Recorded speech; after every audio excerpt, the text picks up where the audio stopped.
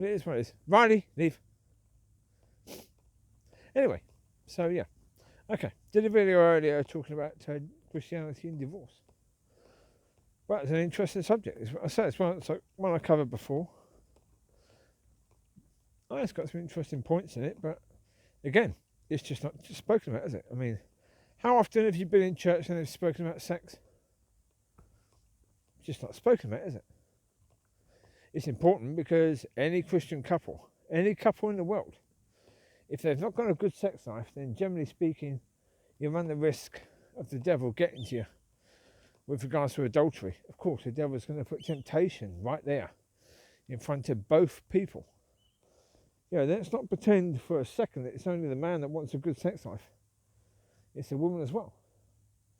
So, aye. Covie, come this way. Come on, Covie, hurry up.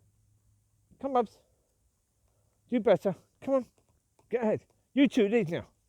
Mollie, walk away. Come on. On you get. Come on. So we've got Lucy tonight, and I've got a colour working. I've charged it. So there you go. All right. Come on, Mollie. Wait, sniff a lot. Come on. Keep up. You're teaching your baby bad lessons. Come on. Teach her good lessons instead of bad ones. Come on you get.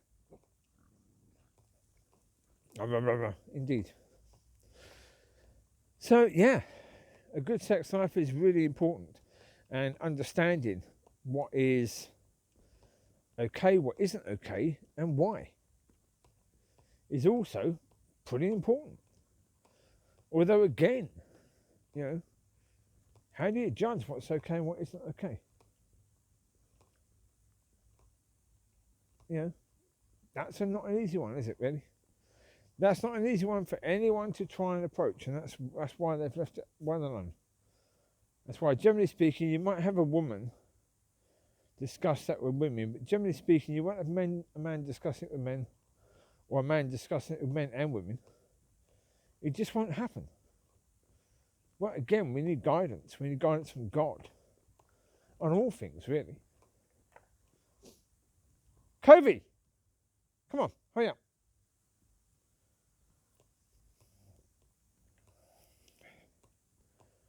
Aye. Well, and realistically speaking, as I say, what's acceptable, what isn't acceptable? Because, there are certain things that are going to be acceptable, other things aren't. Well, I say, basically, the way you look at it, the way you can look at it from incredibly basics, is you've got some areas of your body that are inny, completely just inny, and other bits are just outy. Right? That's the point. Now, therefore, the posterior area is purely an outie. Nothing is supposed to go in there. That's for getting rid of waste. So don't go putting anything in that area. That's for getting rid of waste from the body. Don't do that. The mouth area is predominantly an innie. It can be an outie as well. But it's predominantly an innie, so therefore for foreplay, oral sex, yes, that's okay. Well, if both partners are happy with it, that's okay. If you're not, then work at it. That's the point. Because if one person wants it and the other person doesn't, again, you're opening the avenues for the devil to come in and tempt you. So, that's why I say, be open, be honest with each other. With regards to all things, if you have something that you really like doing with regards to sex, you've got to speak to your partner about that. You've got to go to God about that with the two of you as well. Because it might be something that is perfectly okay. Well, it's like, for example, there was, and I think I've actually put a link to that video. It was on one of the r// ones. Well, no, not r// the Reddit ones. One of the Reddit ones. I think it was I don't think it was a pro-revenge one. It was a relationship one, but it was one which was awful in so many ways. Absolutely terrible story. Yeah, I felt for both of the people. I really, really did. But it's where basically this man had been trying to get his wife to be a bit more adventurous in bed. And she wouldn't. She was an absolute prude. Absolute prude. And he was trying. Cove, come. And nothing. And like for 5, 10 years of his marriage, still nothing. It just got worse and worse and worse. She was more prudish all the time. Then while he was cleaning out some stuff, he found a VCR, which was the old type of CD. Yeah, great big tape thing. So anyway, he found a VCR machine, put it in, and it was a video of his wife when she was in college. She was involved with many men in one sexual experience. So it's her and about 4 men. And they were doing things that she had told her husband she would never do.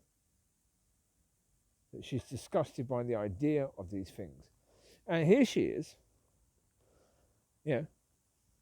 talking really rude, foul stuff, calling herself the worst names ever. Basically, letting herself completely go as a college kid. Doing things that she's now, as a wife, telling her husband, no, never going to do that. That's absolutely disgusting. How dare you ask me to do anything like that? So, he eventually confronts her with it. And basically, he sees it as, she just doesn't want to do it with him.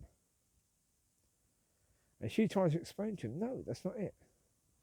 That's not it at all. She believed that as a wife, that this wasn't who she should be as a wife. As a college kid, that was fine, but as a wife, no. She needed to be a lot more respectful, in all areas,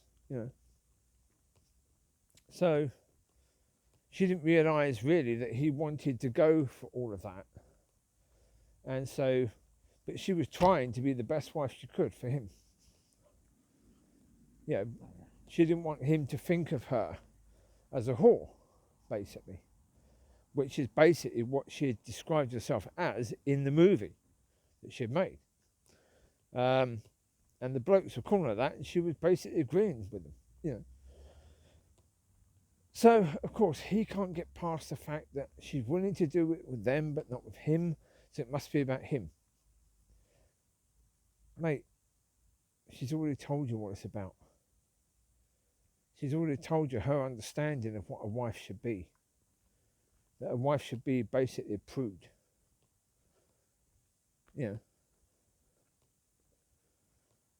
Well, now, the relationship was under threat. She's telling him she'd do all that stuff with him.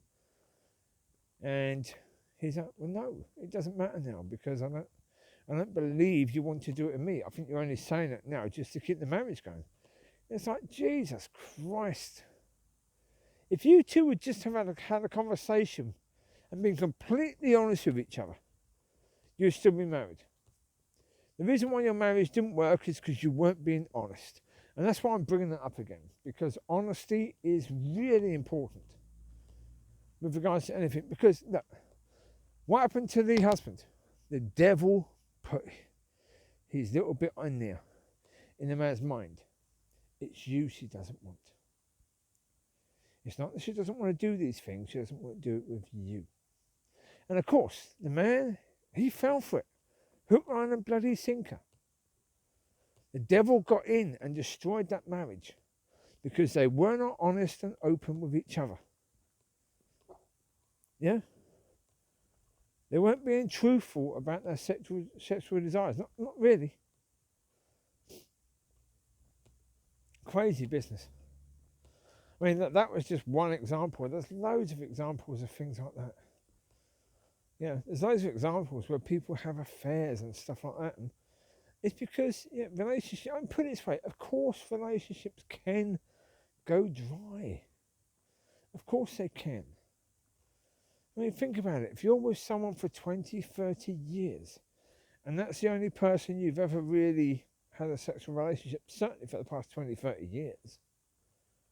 You know? Unless that person does something to spice it up a bit. Well, put it this way, men and women tend to let themselves go as they get older. That's not so attractive, is it, really? Well, it's not as attractive as they were when they didn't let themselves go, is it, really? When they were making an effort in a new relationship, that was incredibly attractive. And the problem is, why are they not doing that anymore? Well, that's a bloody good question. Why are you not doing that anymore? If you love this person that you're with, you should be doing that every single night. You should be finding ways, to excite your wife or husband in ways that have never been excited before. So we'll put it this way. Even from a Christian point of view, is pornography acceptable? That's a difficult question. That's a difficult one. And I'll tell you why. Because for learning what to do, for getting ideas of how to improve your sex life, these people are pretty much experts, aren't they? These people know what they're doing. It's their job. So they're very, very good at it because it's their job. They certainly are very, very good at making it look fantastic. As I say, because it's their job. And so, One second. Come here. Over here. Mollie, Collie. Here, bub. We've got a cyclist. Come here. Come here, Cobes. Come here, Covie. Covie here. Come here. Oi, here. Now. Here now. So put it this way. If you want to learn anything, really, you should always look at the experts and what the experts are doing. So if you want to be a great cook, who are you going to learn from?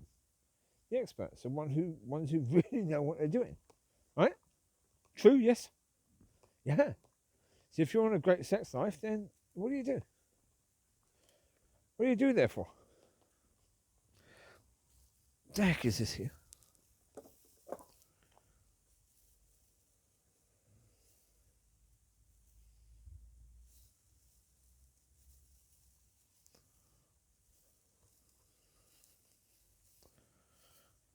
I have no idea. Anyway, leave that there. Got it.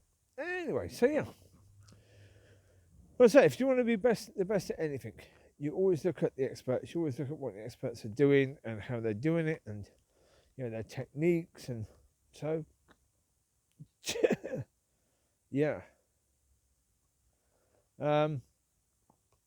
that's why that's a difficult one, because to a certain degree, you have to say, is it something that you can learn from? You can look at to learn from as a couple? Yeah. Yes, of course, yeah.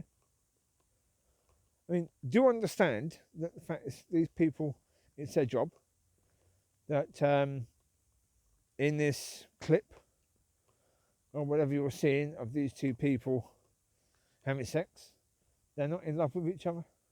They didn't just meet properly and fall in love. It wasn't by accident. This is rehearsed and acting sort of thing. So understand what it is, and understand that quite often these people aren't treated very well because they're not. What always annoys me, I've had most of my life as a non-Christian. Well, not now. Actually, good point. Good point. Yeah, I think I've had most of my life as a Christian, huh? I think so. I'm going to have to work that out, aren't I? Yeah. I have no idea. No, not yet, because it's it was 90. was the early 90s, about 94. So I was 25. Yes! Yeah, so 25 years of my life I wasn't a Christian. Then 26 years I have been. So therefore, yeah. There you go. I didn't realise that. There you go. That's something I've realised. That's good. Yeah. That's good. Well, there you go then. That's brilliant. So my point is that, yeah, I've accessed an awful lot of pornography over those years. Even as a Christian, it's been one of my weaknesses. It's been an issue that I've struggled with, but I'm at peace with it now. Yeah, it's not an issue, particularly. Yeah, I still give in to it occasionally, but nowhere near as often as I used to. Nowhere near as often as I used to. So that's good. Anyway, my point of that is that, yeah, for all these years, I've seen so many people, men and women, but particularly women, that you see doing that job, and you think, how on earth? Because you're acting. You're not really in love with this man. You're not really necessarily enjoying what you're doing. You're acting, right? So, why can't you get a proper acting job which pays more money? And you're very, very beautiful. So if you're so beautiful and you can actually act, why aren't you properly acting? Because the problem is, once you start doing that, chances are you're never going to get a proper acting job. Never. So why on earth would you go into doing that? I mean, I've heard some people who've been in the industry, certainly while they're in it, they lie. And they say, well, they get into the industry because they enjoy sex. No. That's absolute rubbish. Yeah, enjoying sex has got nothing whatsoever to do with enjoying sex with complete strangers on a nightly basis. There's nothing really enjoyable, but especially with a camera crew around you. Covie, what you eating, Bubs? Stop eating rubbish. Oi, Covie, stop eating rubbish, you nutter. Probably a leaf or something, I don't know. But yeah, there's nothing enjoyable about that. And that's the point. You've got to remember, there is a camera crew there. Yeah, there's lights, there's microphone, there's cameras. Probably many different camera people, men and women. You know, pointing their camera at different positions. You know. When you understand it as that, well, then you see it as, yeah, there's nothing romantic about it, is it really? There's nothing great about it.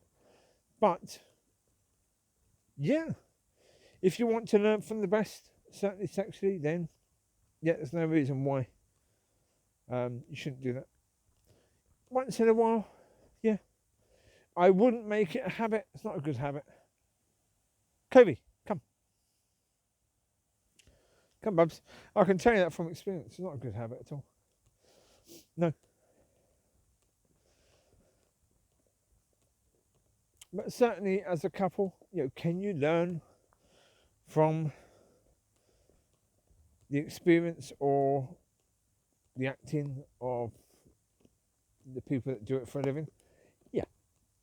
Yeah, most likely. Most likely. But again, yeah, speak to God. Well, the reason why you should be guided by God on everything, especially things like that, is because God knows whether you have addictive personalities. God knows whether you're going to struggle, whether the devil could get you by this. And if the answer is yes, well, then he's going to tell you probably better to stay away from that.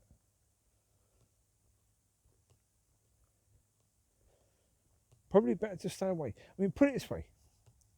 What you need to learn, you can learn anyway. And you can learn anyway just by learning to listen. I don't mean learn to listen to God. Learn to listen to your husband or wife. Yeah, when you are practicing, you know, working on new things, listen to the breathing, listen to the noises that are made, and you'll figure out, Yeah, by the noising, by the breathing, by the noises, you'll figure out what works and what doesn't. Right? And the thing of it is that what works for one person won't necessarily work with another, which is why quite often these videos won't work. You might be able to get ideas from that sort of thing, but generally speaking, there's no guarantee that will work, because what works for one person won't necessarily work with another. And that's something that, well, again, that's something that people don't understand. That's why a lot of my messages recently has been talking about individualism. The individualism of the person, the individualism of the church. And that we've got to recognise that, things are going to be dealt with according to the individual, or according to the individuals in the church. So one pattern doesn't necessarily fix all. It's like, Chewie, oi, leave now. I'm trying to speak. Now pack it up, leave it. Too noisy. Walk away from it now. Enough. Too noisy. Pack it up. Right, what I was going to say, before I was rudely interrupted, is that the same as if a pattern for the churches doesn't fit every church, the same as what works for one person in any area of issues won't necessarily work with another, because we're individuals and what we need is different.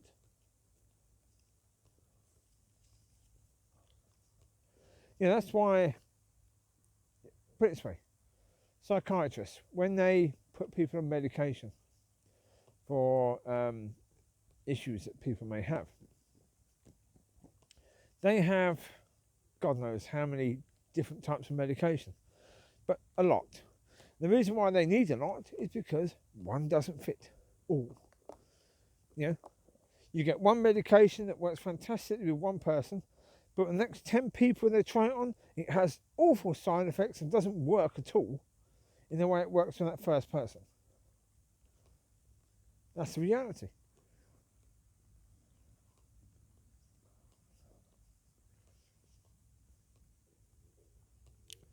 So that's why, watching one video, pornographic video or anything like that, is not going to fix your love life, simply because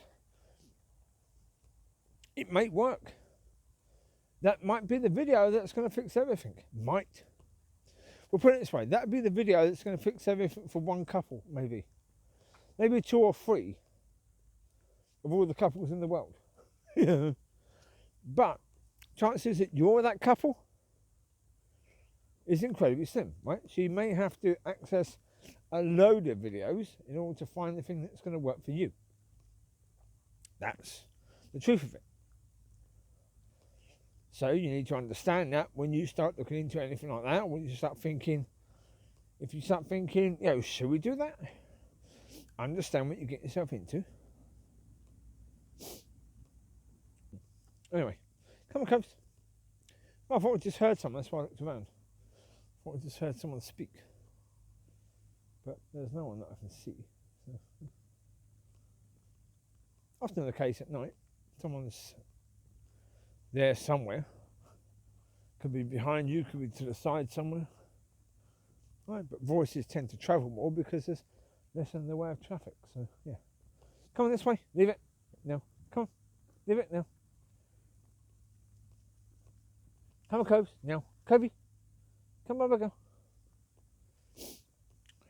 Let's go around again. It's a nice night actually. It's not cold in any way, shape or form. It's actually quite pleasant. It is not bad at all. Did a lot of driving today. I was looking for a new chest of drawers, because when I first moved in, which had been about 94, I moved in. No, 2014. 2014 that I moved in to the place I'm at now. It's been a while. In May, end of May 2014. That's when I got Mollie Collie. Wasn't it, Mollie Collie? That's when you come to live with Daddy. May 2014, wasn't it, Bubba? Yes. Oh, yes. And we got Chewie in July, didn't we? Eh? Yes, we got Chewie in July, didn't we? Yeah. On my birthday. Hey, Chew? Got you on my birthday, didn't we, Chew? Yeah. Indeed. Where's Coves? Coves? Covie? There you are. Pay attention, Coves. Come on. So, anyway, yes, chest of drawers. Okay, because when I first moved in, because I was homeless, the council provided some furniture, including these chest of drawers. Well, it had 4 drawers. The chest of drawers had 4 drawers. But they were pretty useless. They weren't very good in any way, shape or form. Yeah, the bottom drawer just kept on sticking. It wouldn't come out. So I couldn't put anything in it because I couldn't get the flipping thing out. Covie, leave now. Walk away. Covie, walk away. Come on. Covie, leave it. Mollie, leave. Walk away. This way. Come up. So anyway, the other day that drawer completely fell apart. Well, the handle fell off. That's because of the fact that Mickey, he jumped up trying to get some balls. He jumped up on the unit and the unit fell over, spreading everything all over the place. So that finally destroyed the chest of drawers. But anyway, with that chest of drawers, 1 second. Come here. Riley, come here. Now. Come here. Riley, quickly. Over here. Come here. Come here. Come here, Riley. Over here. Riley, here. Here, Riley, now. Here, now. Over here. Over here. Over here. Come here. Come here. Come here. Here. So they will not stop. They're going round, but they're awful for that. They just go round, but they will not stop. They come round every flipping night. They're a pain in the arse. They're turning round there again. Come here, Mollie. Here. Come here now. Come here. Loose. Mickey Moo. Here. Mr. Mouse, come here now. Come here, Mickey. Come here, Mick. Come here. Come here, Mickey. Here. Go on in. On you go.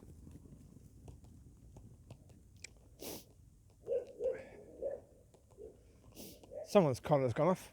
No, that's right. That's Riley. I just thought his collar's gone off. As soon as he turned, I could see it. Come on, babe. Go on, Coves. Anyway, what was I saying? Yeah, chest of drawers. Yes. So yeah, it completely fell apart the other day.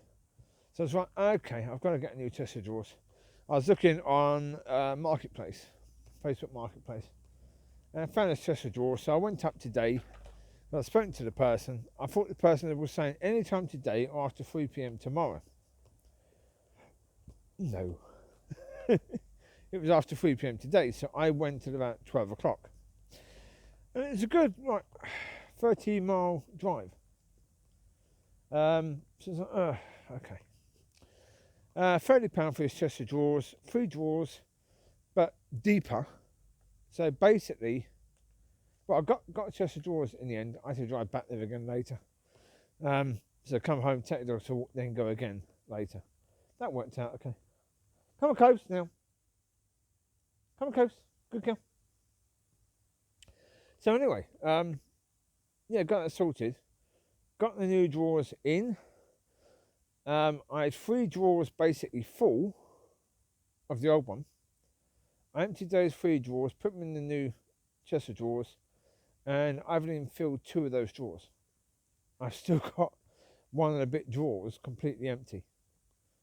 So that's good, and it's the same height, slightly wider, but 3 drawers compared to 4, but they're deeper. So much better. Oh, much better. And better quality workmanship. Heavier as well. Because I put it in the car, of course, Civic. Big back window. So the last thing you want is the thing sliding back and going into the back window. Because that would be ouch. to replace that. That'd be quite expensive. So I had some bungee rope in there, nice and tight, so that would hold it. So I thought that's okay. It didn't move. It came forward at one point when I put the brakes on, and it didn't go back at all. Even at one point we were going uphill, and quite slowly, it didn't roll back. So it's like, cool. So it'd be a bit harder for him to knock that over, so that's one thing. But he's learnt now after that. I mean, everything fell over, that scared him anyway. So that's why he's never done it since, because it scared him. Plus he got told off by me for doing so, yeah. Come on, you two. Mollie and baby. Come on. Come on, girlies. Come on, girlies. Come on. Come on. Come on. There you go. There you go, girlies.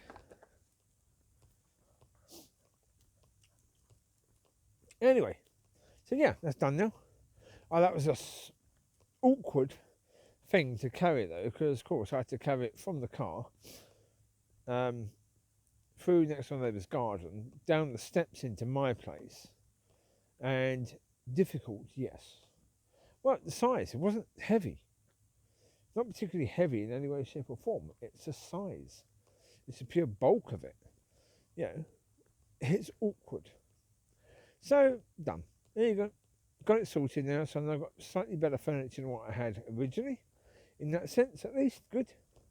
Better quality, it should last a lot longer. So, well, unless we have puppies biting at a chance. Aye. Especially this little lady. Aye. Well, and the other one, I've taken it in the garden, I've dismantled it, and I'm going to make a box out of it for the pups. Aye. Well, I've got various boxes in the garden already that the pups love to jump on.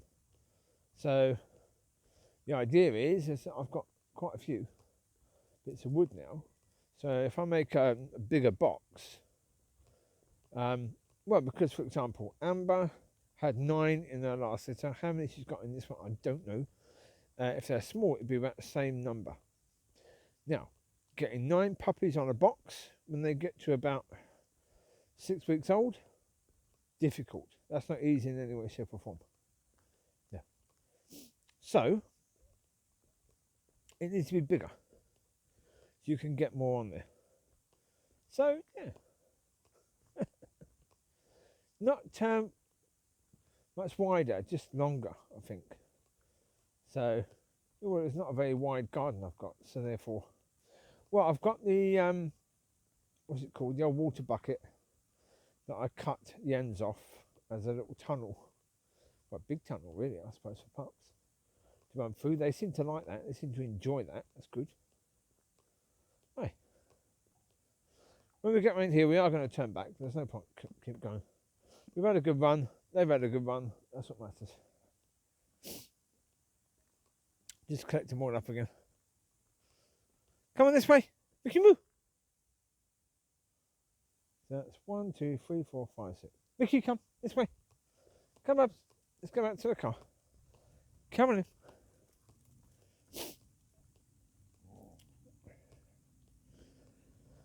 Hi.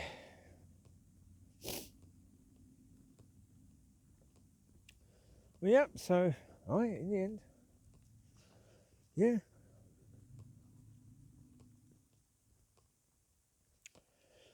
Well, we'll go back to the original point of this video then. Yes. Yeah, that's the point with regards to the physical side or any side of your relationship, any side. Communication has to be the key. Has to be the key in all things. You do not allow anything to fester, anything at all. Not if you value your relationship. I mean, that's the point. If you don't value your relationship, well, then don't bother with it. You know, if you don't think it's worth it, then okay, don't bother. But if it's worth it, then do what is necessary to save it. Or to make sure you don't lose it. Don't be afraid of losing it. Because that's the point. Also, don't be afraid of losing it, because you're more likely to do things to mean you lose it. If you're afraid of losing it, don't do that. Instead, take positive steps. Yeah. It's not really about don't think about it in the way of doing things to make sure that your loved one doesn't want to cheat on you. You're also making sure you don't want to cheat on them. Right? If you're focusing purely on them not cheating on you, or you doing things to make sure they don't cheat on you, you're going to focus heavily on making sure they're happy while not really bothering too much about you being happy. Which means that you're more likely to cheat than they are now. And either way, your relationship is knackered. Because once that happens, cheating happens, you can recover, but it's going to take a lot of work. Trust is a big thing. Once that is knackered, yeah, it's a hard job getting that back. And one thing is, with regards to trust, and this is where, again, Christians are muppets. Yeah, they think that if a partner cheats on you, then you forgive them and you stay together. If they cheat on you again, you forgive them, you stay together. They cheat on you again, you stay with them, you forgive them, you stay together. Absolute rubbish. No, you don't. They're going to keep on doing it. That's stupid. Even if they say, forgive me, I was wrong, I won't do it again, and they keep on doing it. The fact that you're forgiving them and you're just moving on and they're doing it again, notice a pattern. If there's a pattern there, well then you walk away. Even if you walk away only to come back in 2 or 3 years' time, you walk away. You make sure that she has reason to believe that you will stay away. And the point of it is, if you say to your ex, if you say to, sorry, not your ex, if you say to your husband or wife, last chance has to mean last chance. That's why I never say last chance unless you really mean it. Be careful what you say to one another. You know, be careful, even in arguments. In arguments, always take a breath. Always take a breath. It's far easier to take a breath than it is to take back something you said. Take a breath. You don't need to respond immediately. You don't. The worst thing you can do is react. The best thing you can do is think first. Consider first how you should respond. What's the right response? Mickey, here, now. That's it, leave that. Lucy, walk away. What you got? Is that sticky? Go on, bring your stick, come. Come on, bring your stick, Bubs. Come on, come, Bubs. Covie, walk away, now. Come, Cubs. Come, Bubba, good girl.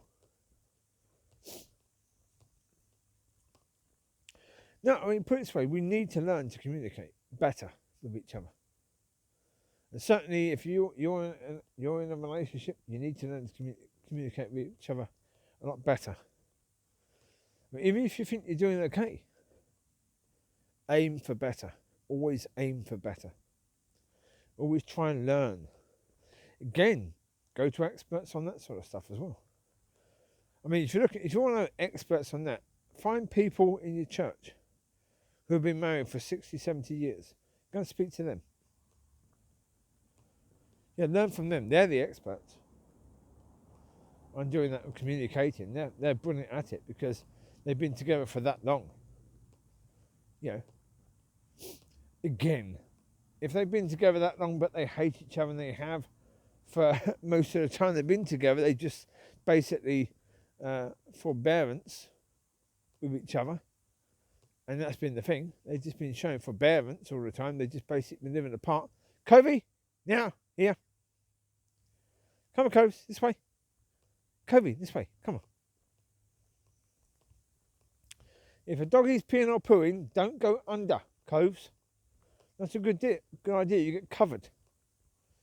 Mickey Moo, Come here, Mix. Come here, Mickey. Come here, Bubs. Covie's got a lot to learn. Indeed, she certainly has.